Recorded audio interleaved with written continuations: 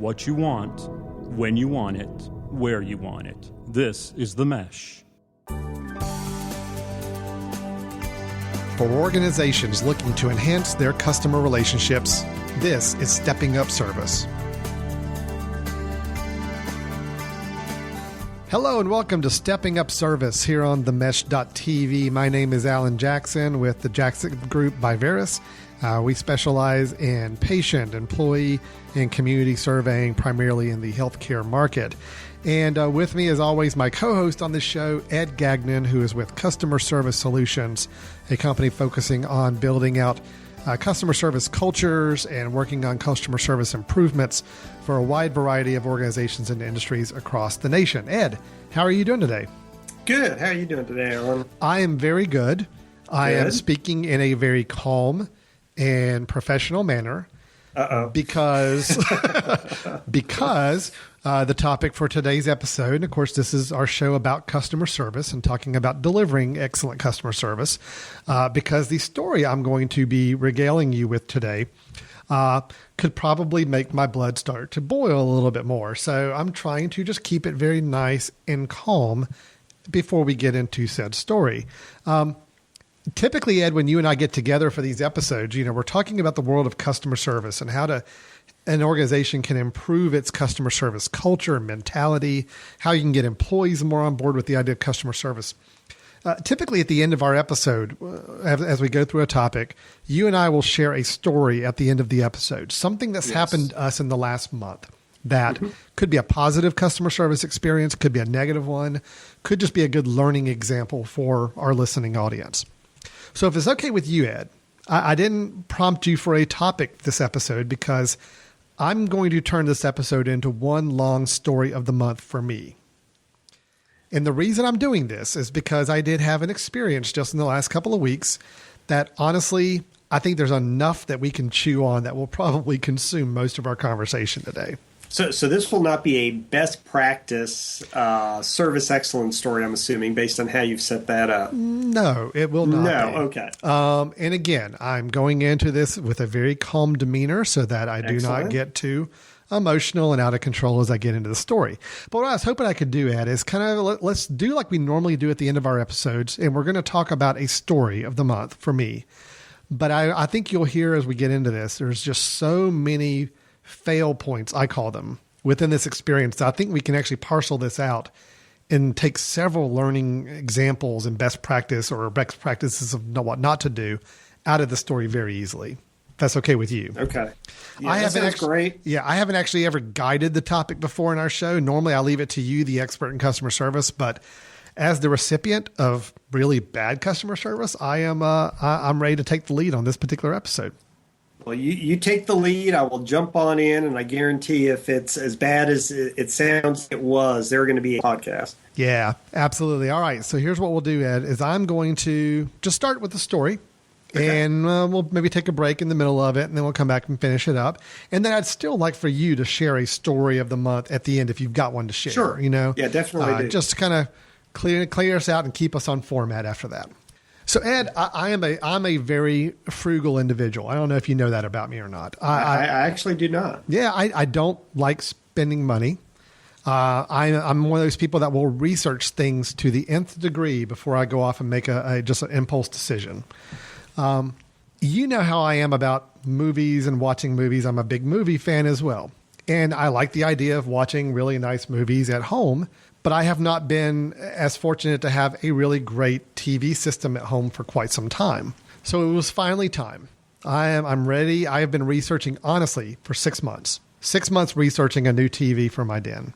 I have gone price shopping. I've gone through review sites, everything I can imagine, to finally find the TV I want in my den. I've saved up. I have worked on this for a really long time. This is a big deal for me. Because again, I do not like spending money. I'm the guy that goes clothes shopping maybe once every year, if that.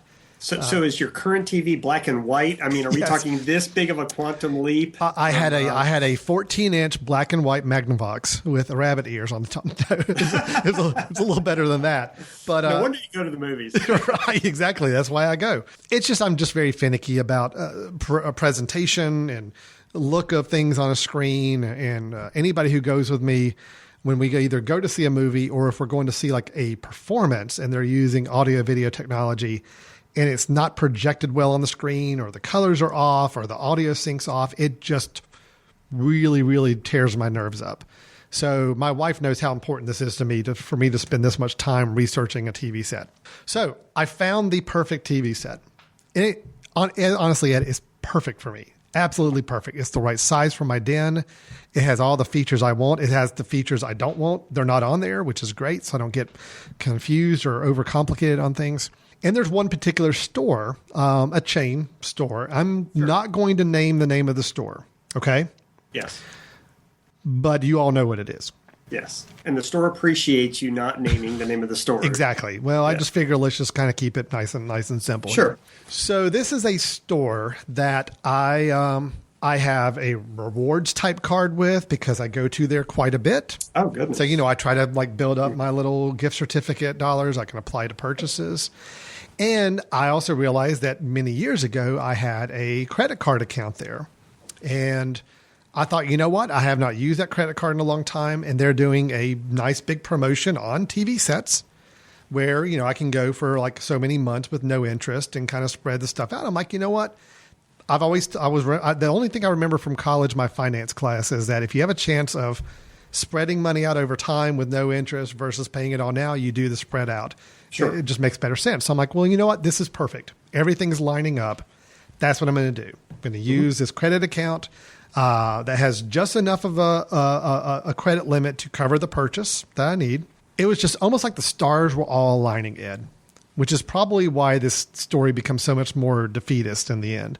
It's because I probably had my expectations built up so high. And there's a lot of preamble here, but I'm getting to where things start to fall apart. So I placed the order for this TV set. Very, very excited. Was this online? Or I did place the order online. Yes, I did. Because I've kind of built up enough confidence that I can make a major purchase online and feel good about it as long as I've done the research to know what I'm getting. And, I get the nice automated response back. It's like, yep. And it will be available for you to come pick up on this date, which is maybe about a week away. Okay. Because it was not something that the local store had in stock. Very excited. I planned my following weekend. I already had it on the schedule. I'm like, that's going to be my weekend where I'm going to put this thing in. I'm going to get it all set up the way I want. I'm so excited. I was going to have a couple friends come over. We were going to watch something the night after I put it up. It was going to be great. I was so excited. Telling the kids, I got them all excited. Yeah, we're going to watch some movies on this that we're saving up to watch and just a lot of fun we're going to have with it. So everything's going great until 2 days before it's supposed to arrive. At this point, and this is where some fail points start happening, and I'd love, Ed, to hear your thoughts on kind of maybe what, as an organization, they could have fixed, done differently, or had a better handle on. So I got an email saying that my order was canceled. Canceled. With no further information other than your order has been canceled. You'll need to go back online and find out what's going on to rectify the situation. Now, keep in mind, I used my store credit card associated with this store to make this purchase. I had already checked it out. The balance or the credit limit was not an issue. I'd already cleared that when I processed the payment online, it took it and said everything's fine, no problem.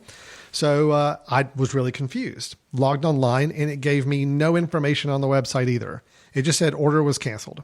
Okay, so at this point, I do what, everybody would probably do in that situation is, since I knew I wasn't really going to get a lot of resolution online, I tried calling phone numbers. First call I placed was to the company that I bought the TV from.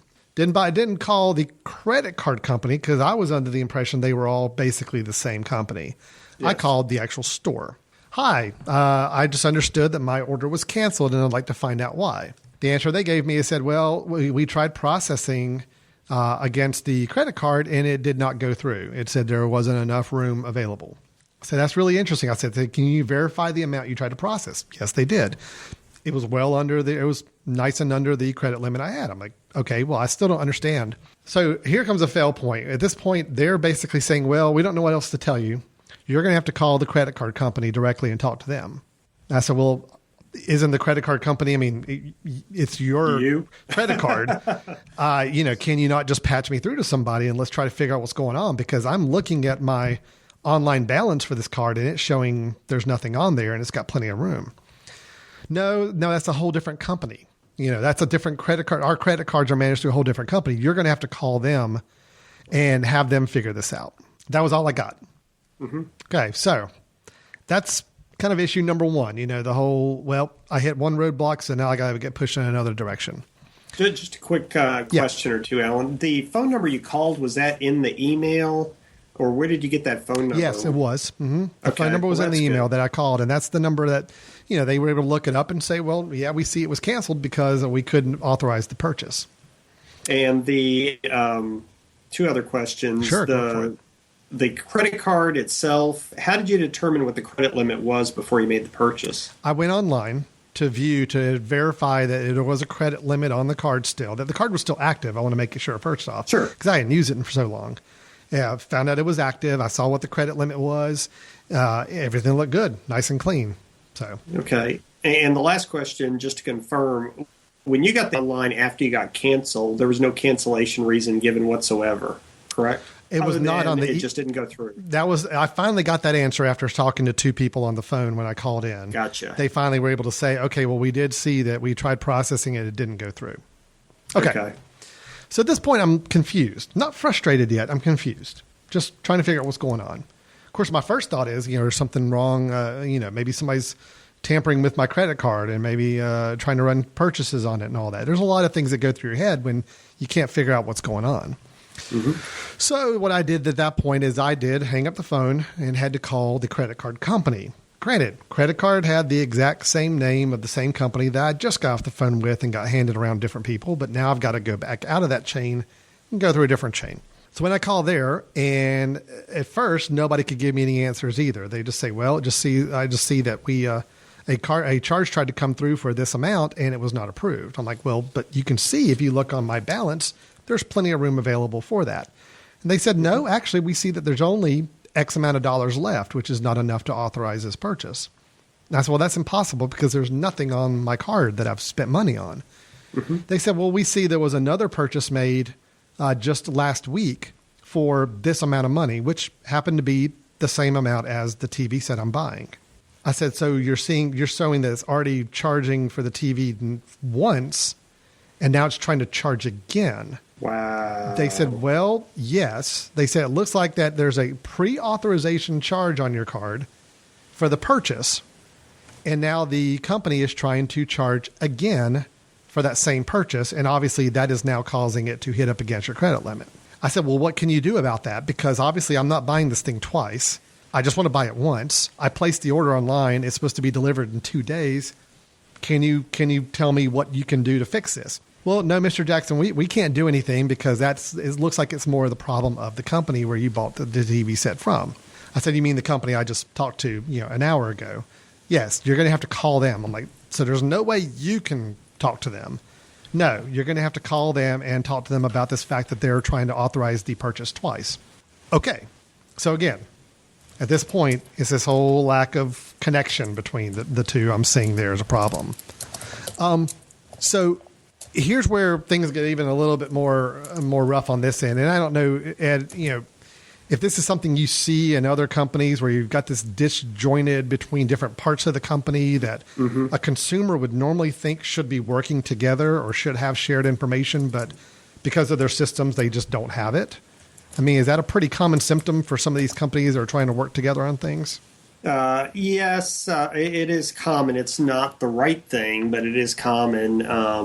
For example, there's so many businesses nowadays who use contractors or they use other vendors. We do a lot of work with sports organizations and the security or the food and beverage or all these different personnel are there at the arena, at the racetrack, whatever the case might be.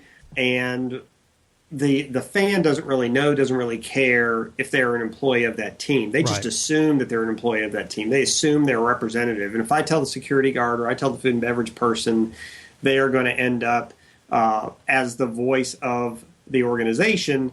They're going to end up communicating that seamlessly internally. It's an assumption customers make and an assumption customers should be able to make. But the reality is too many organizations view those contractors, those other vendors, those business partners as a siloed organization. And they might think, well, I, the credit card company, or I, the big box store, or I, the web programmer, who am doing my particular piece of the pie, are doing a great job. But they don't realize that, well, from the customer standpoint, those three areas need to be seamless together. They need to be communicating well together. What one group knows, the other group needs to know. And it shouldn't be a matter of you calling the first location and they don't realize there's been a double charge. You call the credit card company and they say they can't do anything, and then you having to call back to the original company, and you're actually bird dogging your own issue, and it's an issue that their systems, their people created and won't resolve on their own. Right. Yeah. And I guess that's where it just started to get really frustrated for me at that point. So I'm having to call back to the original company, the store I bought it online again. Yeah. And at that point, of course, I get a completely different person on the phone. I asked, hey, is there any way I can talk to Joe Smith? Because that was the person I talked to an hour and a half, 2 hours ago. And I would imagine it might be a little bit easier for me to maybe talk to Joe Smith again than to try to relay this entire story again with somebody else. Well, no, our systems don't work that way. You're just going to have to, I'll look up your notes and see what the conversation looked like. But I basically end up having to repeat the whole story again. Yeah. Okay. Sure. So at this point, I'm talking to a brand new person, gave them an update and said, hey, listen, here's the situation. It looks like you guys tried to charge this twice, once as an authorization charge, and then that didn't come off. So then when you actually charge for the purchase, it didn't go through. They said, okay, well, here's what we're going to do is we're going to go on there and see if we can remove one of those charges. I said, okay, well, that sounds like the natural thing to do. Sure. Great. Try to remove one of those charges, and that should allow the other one to go through.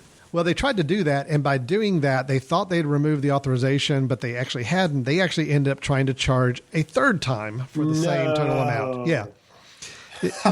See, and here's where things get fun, is that after she said she was going to try to process it again, because she thought she'd removed the authorization from the first time, and that they basically had to wipe clean both orders and just do it fresh again.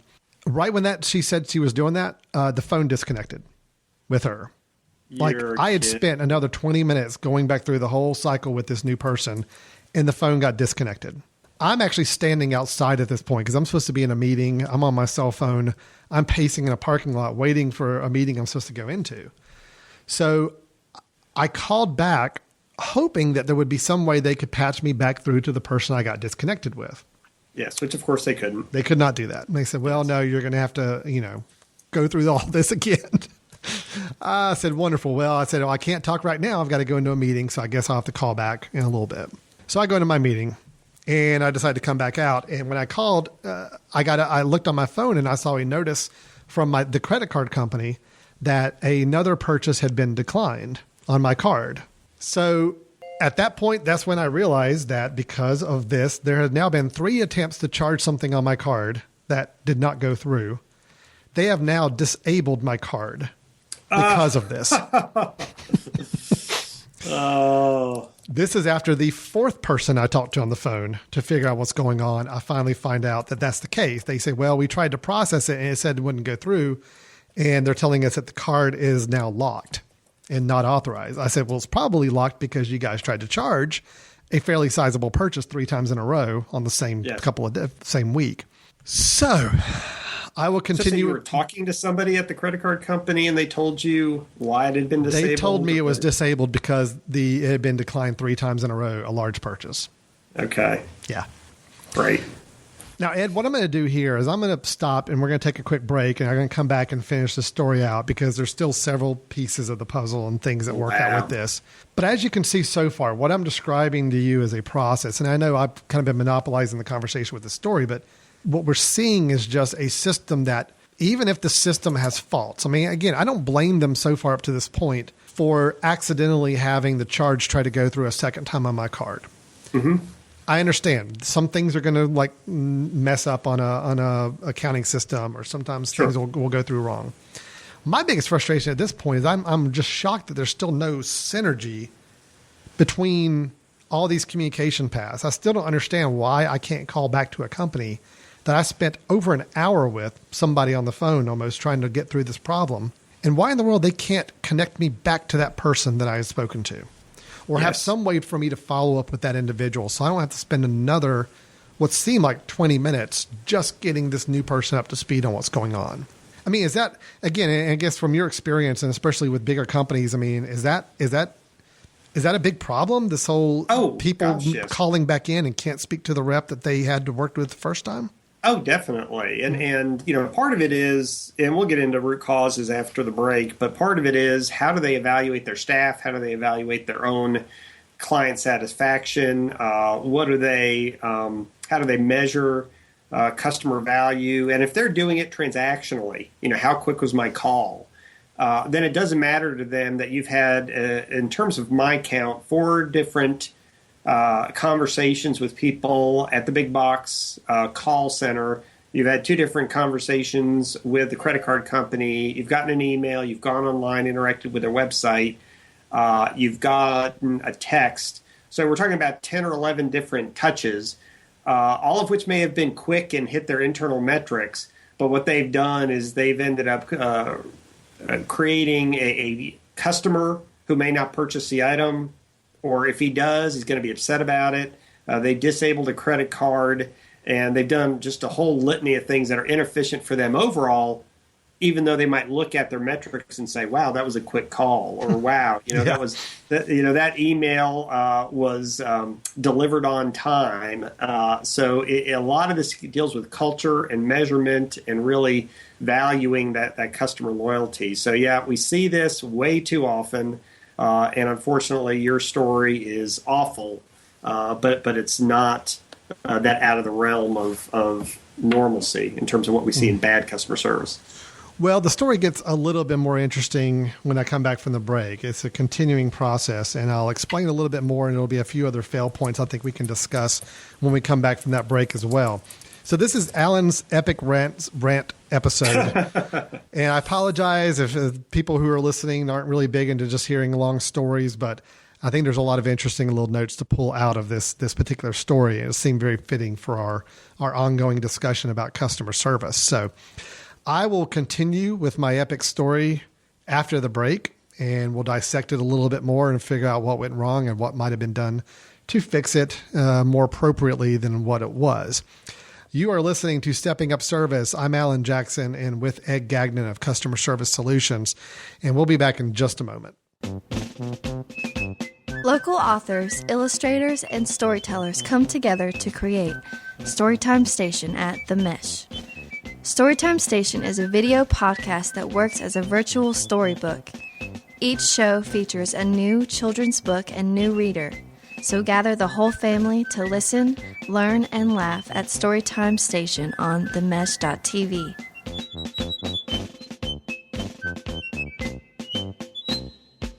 Hello, everyone, and welcome back to Stepping Up Service here on themesh.tv. My name is Alan Jackson, again, with the Jackson Group and Biveris. We are focused on employee and patient satisfaction engagement surveys, primarily in the healthcare space. And with me, as always, Ed Gagnon with Customer Service Solutions. I will say before we continue back to my epic rant story that I'm consuming this episode with, if you are interested in any of the topics that we've been discussing in all the episodes up to this one, having to do with improving customer service at your organization or adopting a more customer service-minded culture, I do highly recommend that you check out Customer Service Solutions. That's Ed's company, and they do some outstanding work in the field of customer service. The website is cssamerica.com. So CSS for Customer Service Solutions, followed by the full word America.com. It's where you can find blog posts, email newsletters. You can sign up for articles and ways to contact and reach out to Ed and his associates at any time if you're interested in the kind of things they're talking about.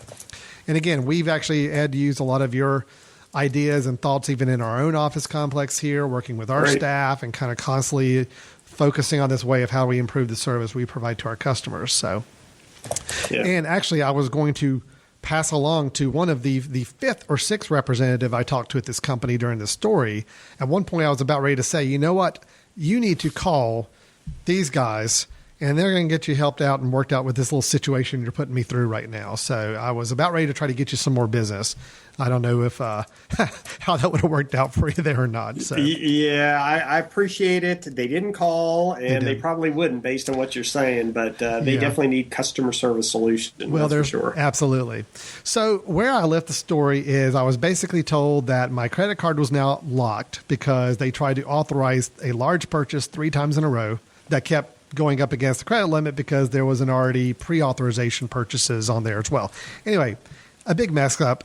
I will say throughout all this, the people I talked to were very nice. It wasn't a matter of anybody was rude to me. Everybody was nice and seemed relatively sympathetic to what I was going through. The problem was that they really couldn't do much about it. Or else they were still putting it back on me to take the next steps as opposed to them taking the next steps. Yes. So at this point, I got this poor little guy on the phone who, of all the people I talked to, seemed to be the least confident and least knowledgeable person I had encountered in this whole several hours of discussion. This is when I called back after finding out that the credit card was now locked out because of the multiple purchases that were attempted to be made. He poked and prodded on his system for I don't know how long, and finally he came back and said, well, Mr. Jackson, your order has been canceled. That's official. And the only thing we can do right now is we're just going to go and try to clean out all those transactions and have you just make the purchase again from scratch. Okay. So I said, well, all right. Well, then what do you need to have happen to make that happen? And he said, well, you're just going to have to give me some time and I'll figure out what's going on and we'll see if we can get everything worked back up for you again.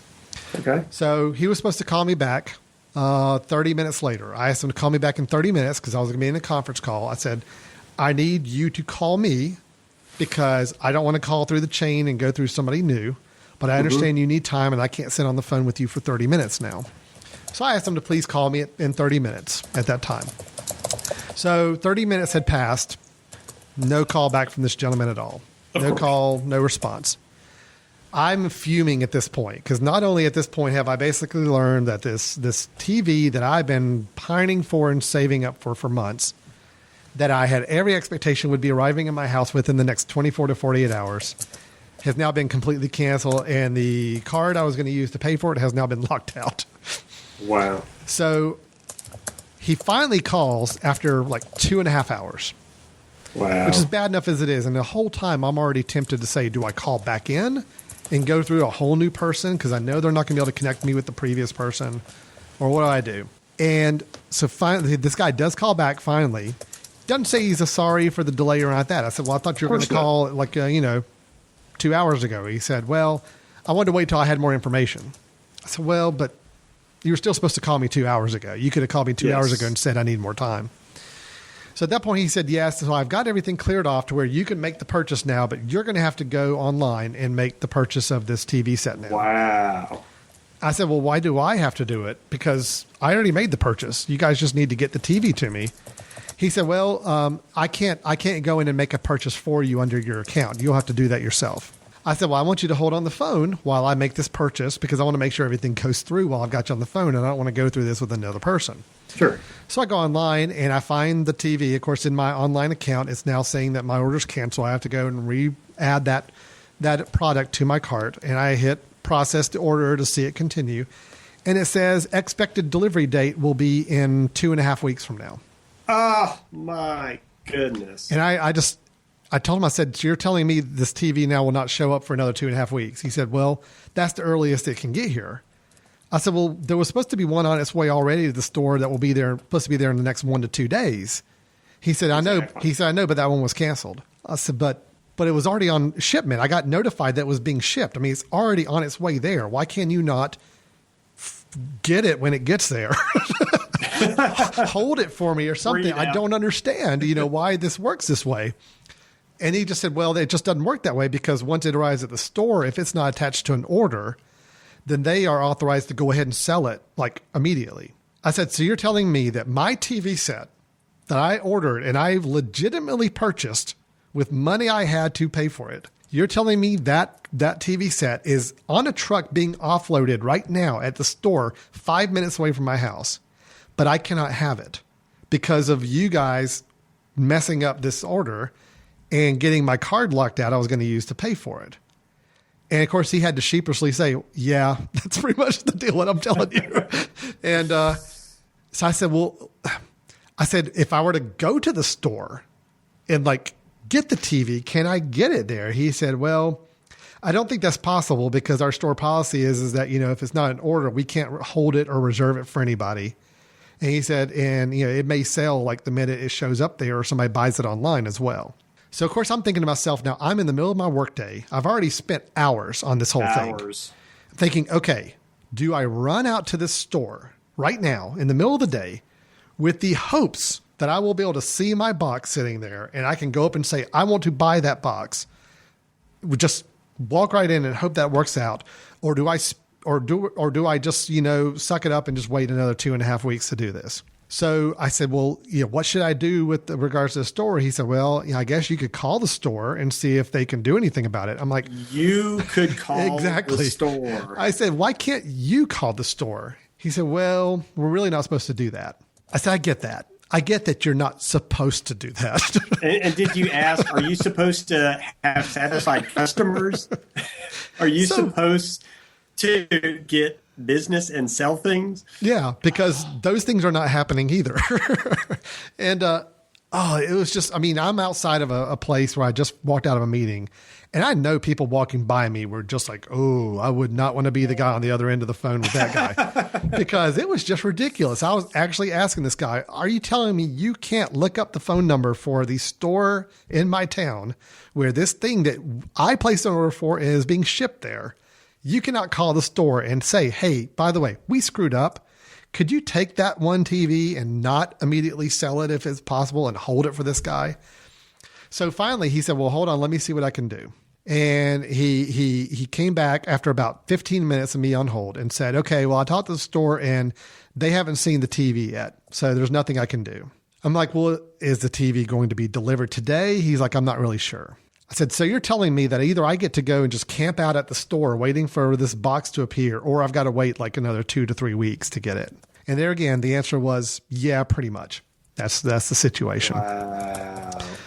So I hung up very, very frustrated at this point. And I called the local store myself, called the store and said, hey, listen, is there a TV that showed up anytime recently? I gave them the model number, the specs, the size, everything. I said, is that there by any chance? And I could hear, this is actually kind of funny. The guy was really nice, but when he put me on hold, he didn't really put me on hold. He just set the phone down. Oh, and so I could hear all the discussion in the warehouse, I guess, in the back of this store. Hey, has anybody seen a TV for Alan Jackson? And of course, they're all joking about my name because there's a country music singer with my name. Yes. And it's like, nope, haven't seen it yet. Nope, haven't seen it yet. And everybody's all batting around. He came back and said, no, we haven't seen the TV yet. I said, well, okay, well, listen, here's the deal. I ordered the TV. The reason this TV is coming to your store is because I ordered it. And I've spent a really long time working on this. I said, can you please hold on to it with my name on it when it gets there? He said again, well, we really can't do that. You're going to have to come to the store and just buy it. I said, well, what are the chances that I get there and it's already sold? He said, I don't know. And I can't guarantee you either way. Okay. So at this point, I've exhausted my options, Ed. It's and you're exhausted. I am exhausted. This is an entire day process I went through.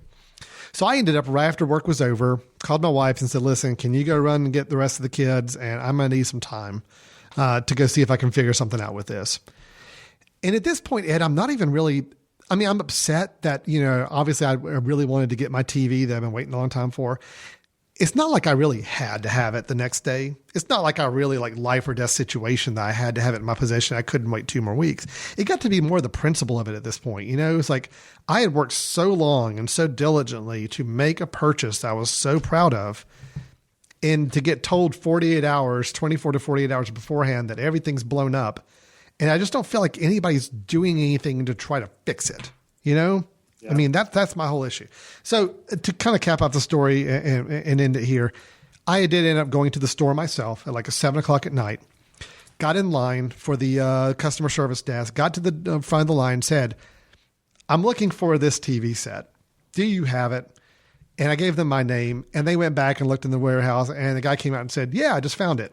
It's got your name on it and everything too. It showed up earlier today. said, I would like to purchase that TV, please. Can I purchase that TV right now? They said, yes. No. They said, no, you can't. You got to wait 2 weeks. No, they said, a country star who ordered it. And, yeah. No, I said, can I purchase that? Here's my card. I would like to purchase that TV right now. They said, okay, sure.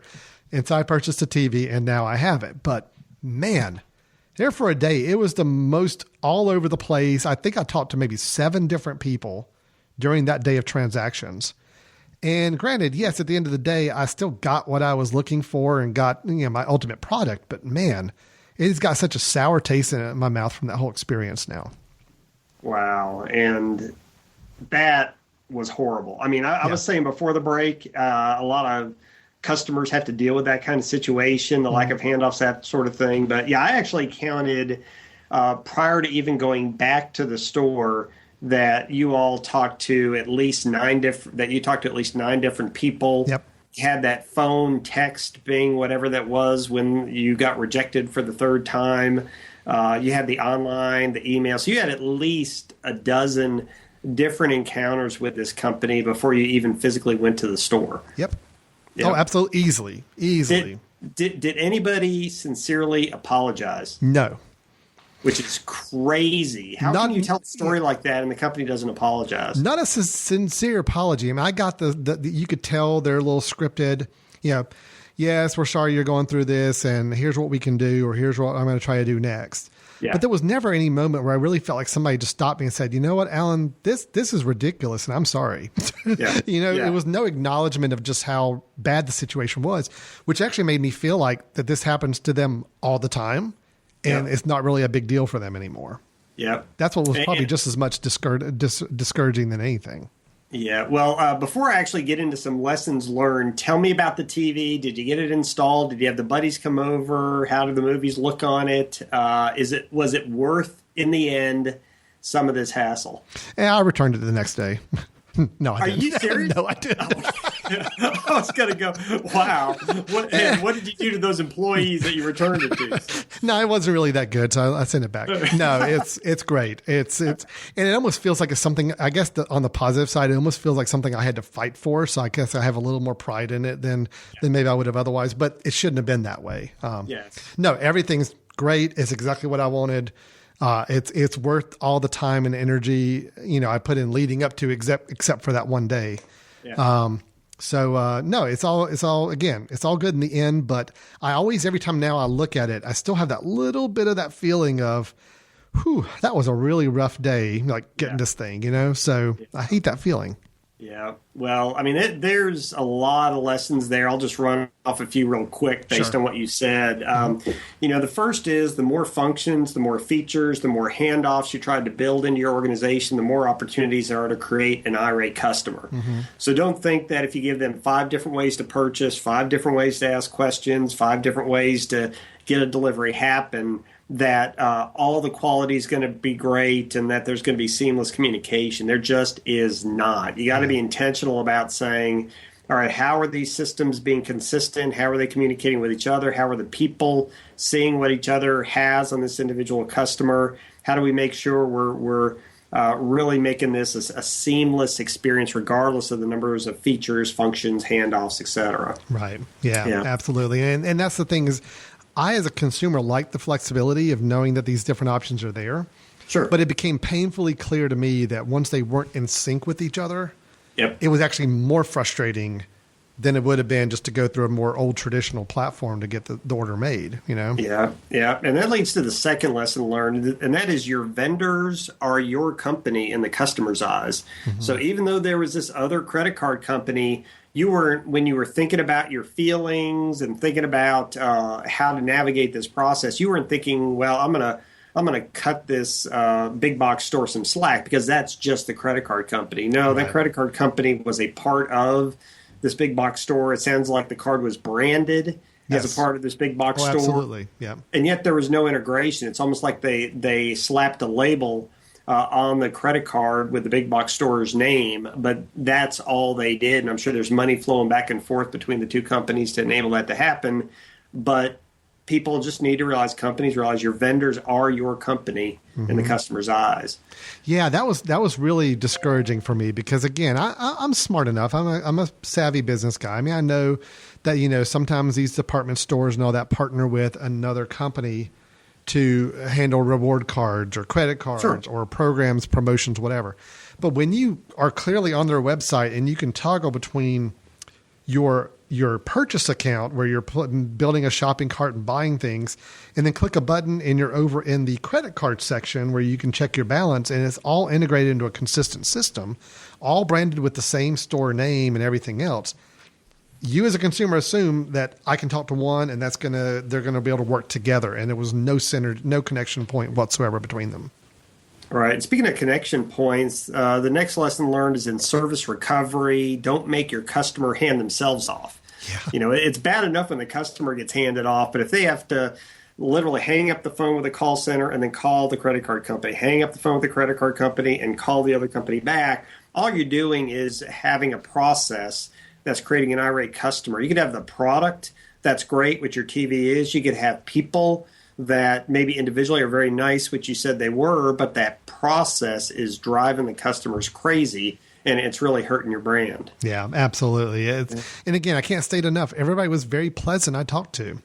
Yeah. But that just goes to show a little bit that people sometimes think that all you got to do is talk nice and be pleasant on the phone and everything is going to be great customer service wise. It does help. I mean, I can't even imagine if these guys had been rude to me on the phone, how bad that situation would have been. But at the end of the day, I still wanted the process to work the way it was supposed to work, Right. Yeah. The next one, I got 4 others just off the top of my head. Sure. You want to measure the right thing. So, to your point, they might have surveys after every call, or maybe the call center manager is evaluating those calls and they're saying, was the representative friendly? Mm-hmm. Or was the email sent on time? Or did we answer the call in a certain number of rings? Or was the handle time X?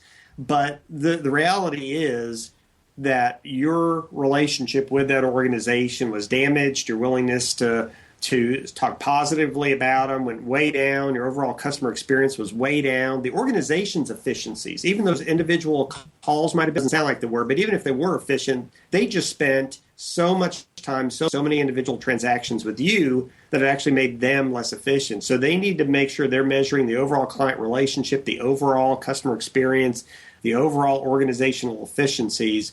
And they obviously weren't, because if they were measuring the right things and were incenting people on the right things, then the overall experience just would have been much more seamless for you. Yeah, you're right. It's a feeling that I know we've all felt when we kind of feel like we're just being put through some numbers and metrics and all that. But it's almost like, they're not looking at it from a big picture standpoint.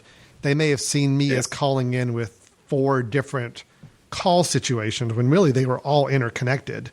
But unfortunately, it was just one of those things where they're only dealing with it. They get the call in. They deal with it as a singular situation. They're able to either resolve it or not resolve it. Then they're done. They log it. It's filed. It's done. Even though I'm still having to circle back 4 more times to deal with these. What I see as one big issue, they're seeing it as 5 different encounters that they're having with me, which I can see how that would throw off metrics and not paint the most comprehensive picture for them.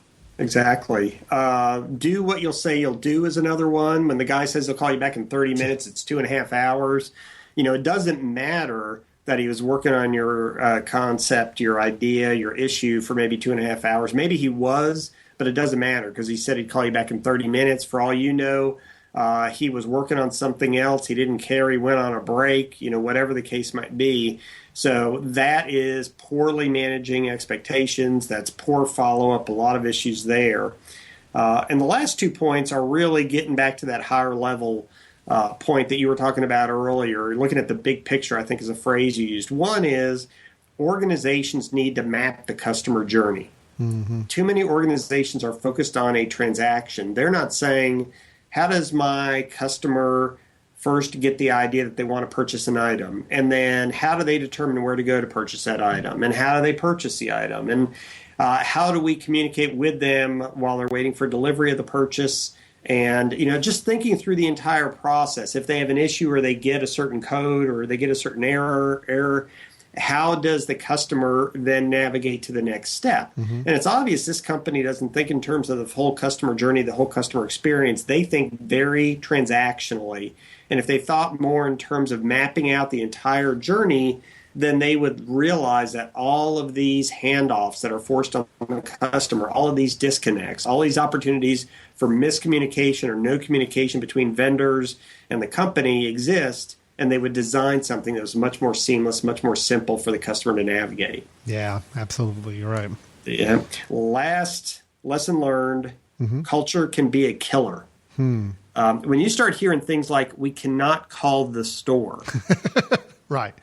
Okay, our store, by the way, it's our store. It's the store we own or operate, but we can't call them and do this. Yeah. And we cannot call the credit card company, the one that has our logo on the credit card.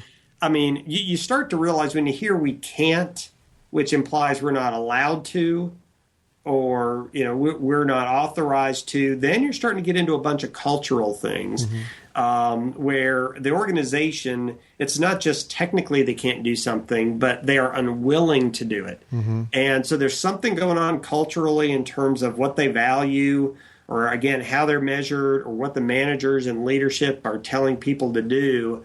There's something going on culturally there that is counter to a great customer experience, that's counter to customer loyalty, that's counter to looking at a customer in terms of their lifetime value as opposed to their transactional cost that they get through calls. So just like culture can drive a great experience, culture can be a killer. No kidding.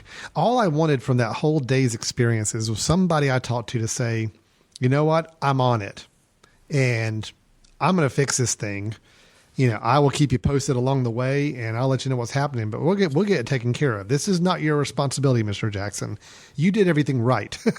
Yes. You went onto our website, you created an account, you made your purchase, you validated your purchase, the purchase went through, and you were given a delivery date, and we were promising to deliver on that date. You did nothing wrong. We'll take this on. I will get it resolved today. And I never once heard a message that made me feel anything like that at all. Yeah, Richard Branson, who is with Spirit Airlines and Virgin, that well-known entrepreneur, international executive, talks a lot about customer service. And I think we mentioned this briefly in one of our podcasts, but whereas so many people in customer service talk about the first impression, what is that first impression you make? You only have one chance to make a first impression. He talks about second impression. And when he's asked about, well, what exactly is a second impression? He said so much of great customer service is determined by what you do when something goes wrong. And that's what he meant by second impression. So if that was a normal purchase, everything flowed through well, then you might have a certain impression of that company. But you really get to know what that company's culture is, how much staff own issues, how they're measured, what their processes are like, what their communications are like, how much they truly care about the customer when something goes wrong. It's true. Yep. And I hope people listening to this realize that, I am perfectly okay. And I think, Ed, you are too. We've talked about this. We understand that some things are going to go wrong sometimes. Sure. I mean, we are in business ourselves. We know sometimes things go wrong. Sometimes it's out of our hands. Sometimes it's out of our vendor's hands. And I'm never looking for perfection. I'm not one of these people that gets bent out of shape. If when I got that first message that my order was canceled, I didn't immediately just fly off the handle and get all irate. I said, okay, something's gone wrong. Sure. Let me call the number that's on this text message I got, and I'll have them resolve it for me. It was, I would be fine with it. If I had gotten on the phone, they said, oh, I see what the problem is. I'm going to call the credit card company. We're going to get that resolved. We'll get that order replaced. It'll still be there in 2 days. I would have said, thank you very much. And you've got my sincerest thanks. And I will still recommend you handedly to anybody that talks to me. So this is not a matter of just they made a mistake. It's making mistakes over mistakes and not taking ownership of it and really driving it to its conclusion. So right, yeah. I mean, they didn't take the ownership. They didn't listen empathetically. They didn't accept responsibility. And in the end, you had to come up with your own solution because they didn't do it for you. Yeah. It was a really frustrating experience. And it's a reminder to me, Ed, of why you and I get together once a month and talk about this stuff. Yes. Because honestly, I will say this, and just, because a lot of the things we talk about, it inspires me personally to remind that of the people in my office and our staff and team. These things matter, and these things are very, very important for a business. And We've talked way too many episodes about the impact of great customer service and how it can make or break a company. And, it's just when you really get it just thrown in your face for an entire day, you step back and it really helps you refine a little bit more learning from it to take those practices and make sure you can apply them to your own place of business. So that was a great story. Great in terms of lessons learned. Sure. Pretty lousy for you, but I'm glad at least in the end the TV's good. You're getting some mileage out of the story, and hopefully the listeners are learning some lessons from this big box store. Yeah, and the fact that, this was a big business we were talking about that this occurred with, this exact same things can happen even with a small business, just on a much smaller scale. Yes. It's the same idea of just disconnection of systems and handing off to people and not being empathetic about the situation or wanting to see it to its conclusion. Those things can happen with a small mom and pop shop just as easy. So, definitely. Yeah, good. Well, Ed, so, since I kind of consumed this episode with my story of the month, and hopefully yours is not anywhere as long as the one I gave, but do you have a story to kind of help us wrap up the episode, a story you want to share that you've had experience with this last month? Good. Let's go with a positive story then. That would be great. Yes, and typically when I talk about the big box hardware store, so essentially, I am working in a community garden here in Charlotte. Oh, so great. Yep, and it's fun. I know nothing about gardening, but somehow I'm in charge of the garden. I really don't know a whole lot about how to grow vegetables, when to grow them, but I just do my best. It's a way to get people together. We have a really good time at it. Can I ask you a question about that? Just because I've always been fascinated by the concept. So it is a group of people that have all decided they're going to take part in this community garden. So do you guys take responsibilities you have, or do you have your own little plot within the garden that you manage? Is it truly a communal experience, or do you each have your own parcel of garden space inside this larger garden? Yeah, that's a great question. It used to be, when it first started for the first year or two, a true communal garden where we just grew rows and rows of peppers, rows and rows of tomatoes, and everybody shared and donated a portion of it. What we did to simplify it a little bit, I think it was 3 years ago, is we created 20 beds that are raised beds. They're 8 foot by 4 foot. And basically, we each take a bed or two and we do square foot gardening. Okay. So, if you're familiar with that. Now, out of these 20 beds, 6 are, and this is through a church, but 6 are set aside for donations. So in one bed, an internal church kitchen that cooks meals and delivers meals every week to members who can't get to church. And the other 5 go to a group called Friendship Gardens.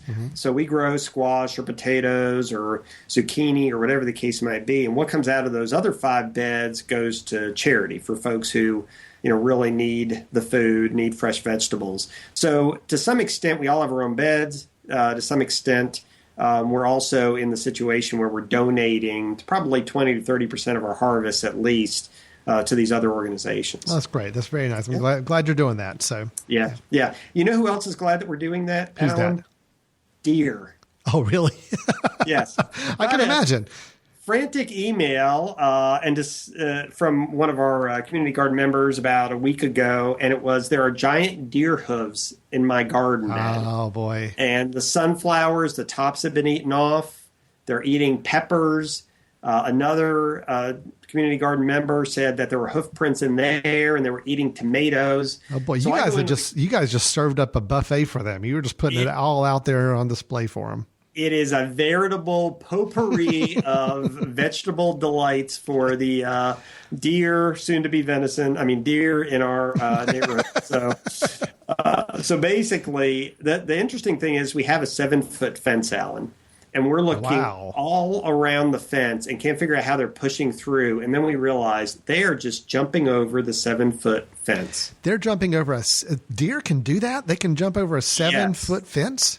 Yes. Wow. So we are looking at every way possible to try to fend off deer, and I won't go into all of them. A lot of them deal with other animals and things like that. The most interesting one that we probably will try is if you get some original bars of Irish Spring, and you set them out, maybe put them in pantyhose or put them in a box so that they'll get wet when it rains, and hang them on the fence. Apparently, the deer do not like the smell of Irish Spring, and that can ward off deer. Ed, this has got to mark probably the oddest episode of Stepping Up Service we've ever had. Because not only did I rant for 45 minutes about one story, but now I'm learning how to keep deer away using soap and pantyhose. Yes. Now, personally, I'm not 100% convinced that will work. So this is where the story comes into play. Okay, I see. So what I'd like to do is to raise the fence by 3 feet. So become a 10-foot fence. Exactly, which every website says if you're 9 or 10 feet, there's no way deer are going to jump over a 9 or 10-foot fence. Now, I haven't seen my deer live and in action. Maybe they have a pole vault and they could take a 20-foot fence, but I want to raise it to 10 feet. I'm just trying to envision a 7-foot fence and a deer jumping off over it. That I want to see.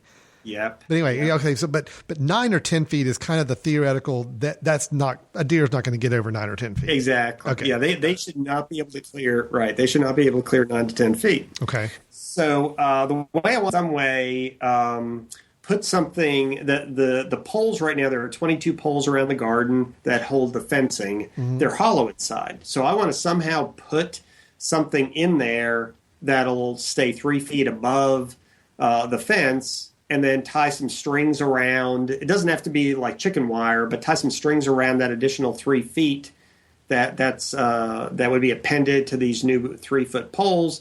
And that way we feet. Does that make any sense whatsoever? So okay, I see what you're saying. So instead of actually building up a physical wall 3 more feet, you're taking these poles and putting a lot of ropes and wires between them, just to kind of make an extension of the fence, although it's not a true physical building of the fence another 3 feet. Right. Well, in a sense, the way it is building is if we can stick something inside of these 7-foot poles that somehow would stay inside and still go up 3 feet higher. I see. And I got you. The rope would be above that. I see. So basically how I'm trying to explain it to you is what I was thinking when I went into the home improvement store. And I was walking in there looking confused, and immediately, shockingly, one of the employees came up to me and said, "Can I help you, sir?" Wow. Okay, that right away, that's odd. But anyway, go ahead. I knew something different was going on immediately. So I said, "Well, I really don't know what I would ask you, but let me explain the situation." I basically just went through the same situation I went through with you, and he said, and I said, "I'm thinking of something like rebar, but what I really need is something that is like a spike, where it's thin at the bottom and it's wider at the top. So when you put it in, these just drop all the way down through the pole. So I need something that's tapered like that." Yeah. And he said, let me suggest something to you. So he and I had this conversation. We looked at these wood dowels, these 4-foot wood dowels that were small enough to fit inside the tube. And he showed me these rubber washers that you could put around them, and they would fit inside the tubes. And we talked back and forth and back and forth. And essentially what I landed on, which I'm going to try this weekend, is buy these wood dowels that are smaller than the inside of these tubes, drill a screw through it so that it'll kind of sit on top of the screw, go about a foot up the wood dowel. So it'll about a foot of the wood dowel is down in the tube, and then 3 feet of it's above. And then just put a screw so it'll sit there, and then have a few notches or additional screws every foot or so up, and then just wrap it around the pieces of wood, and basically turn all of these 22 7-foot posts into the 10-foot posts. And the reason why I highlight this is, first of all, like you just said, having somebody at a big box home improvement store actually proactively come up to you and ask if they could help is crazy. It's kind of a rarity these days for sure. Yeah. But the other reason why I highlight this is I was asking about a spike that was 3 to 4 feet long, and they don't have spikes. So he could have literally said, "We don't carry those," and he would have been gone. And that would have been, quote, good customer service. He answered my question. But he went beyond giving me an answer. He really thought about what my issue was, and he and I brainstormed together on ideas, on solutions. And I just think that's indicative of what a lot of customer service is turning into nowadays. So many people, if they have a basic question, can go to the internet and find an answer. But if it's something beyond the basic and they really are calling, or they're really going to a store, they want something beyond an answer. They want an idea. Yeah. They have a solution, a problem. They want an idea. They want somebody who's going to be creative, think out of the box, and not just say, yes, we have this widget, or we don't. They say, tell me your problem, tell me your need, tell me your goal, and help me craft this idea, craft this solution with you. And I thought that was a great example of it. I tell you, when those encounters happen, and they are unfortunately few and far between, but when they do happen, it is an absolute joy, isn't it? I mean, you walk away just feeling so good that you actually cooperated with somebody in a field of expertise. They gave you advice, and maybe they pointed you in a slightly different direction. That was a better way to go. Yeah. It's so rewarding when you get through a discussion like that. And I wish they happened a lot more often. I really did.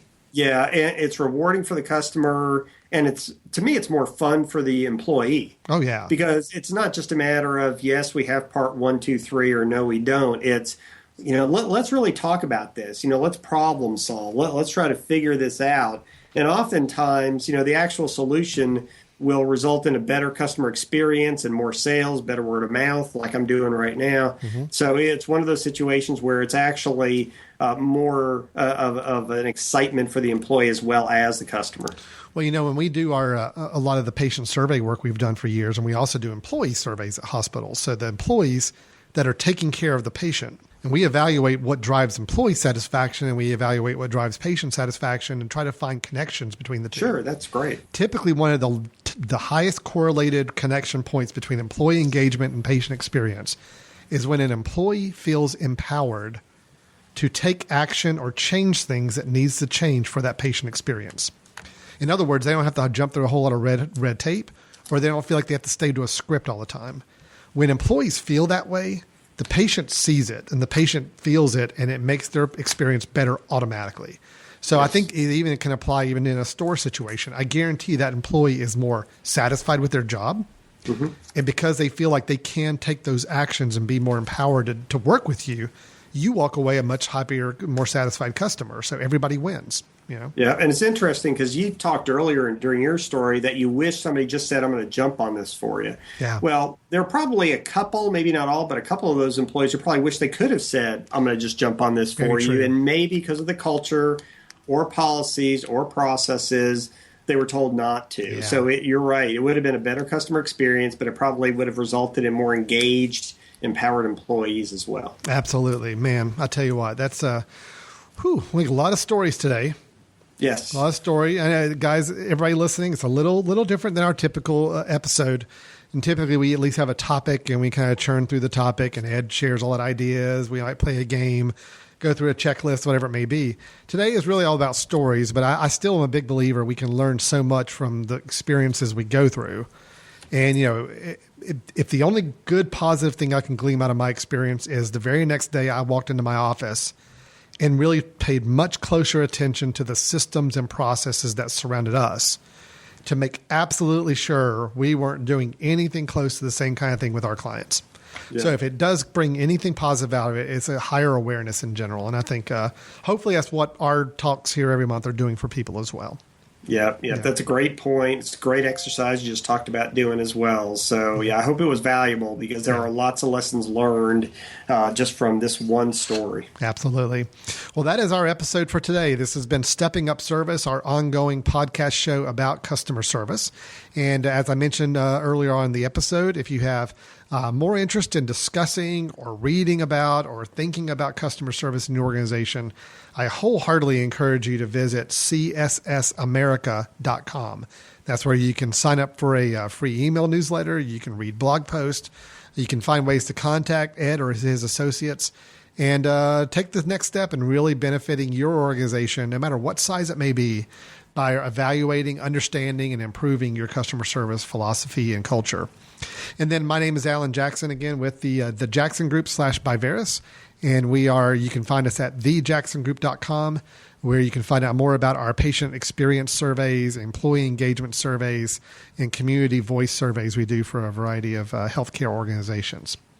So, Ed, we're going to wrap up for today. Thanks so much for your time, as always. Really do appreciate your insight and letting me rant for a good 45 minutes today. So, pretty much you and my wife. Those are the only two people this week have got to really hear me rant. So you're in good company with that. So yes, but next week hundreds will hear you rant as well. So. That's right. I know. So yes. Hey, if you heard my story and you've got any sympathy to pass my way, or you want to share your own horror story, we'd love to. I don't want to say I love to hear it because I never like hearing bad customer service stories. But if it's therapeutic for you to share them with us, then send them our way, and we'd love to kind of help you talk through it a little bit. All right. Well, check us out on themesh.tv for all of our past episodes or to subscribe to our show going forward. And we'll have another episode coming out in a few weeks. Thanks a lot, everybody.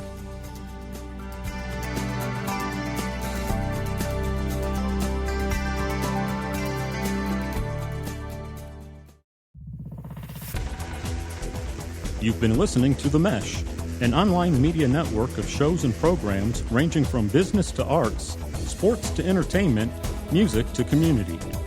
All programs are available on the website as well as through iTunes and YouTube. Check us out online at themesh.tv. Discover other network shows and give us feedback on what you just heard.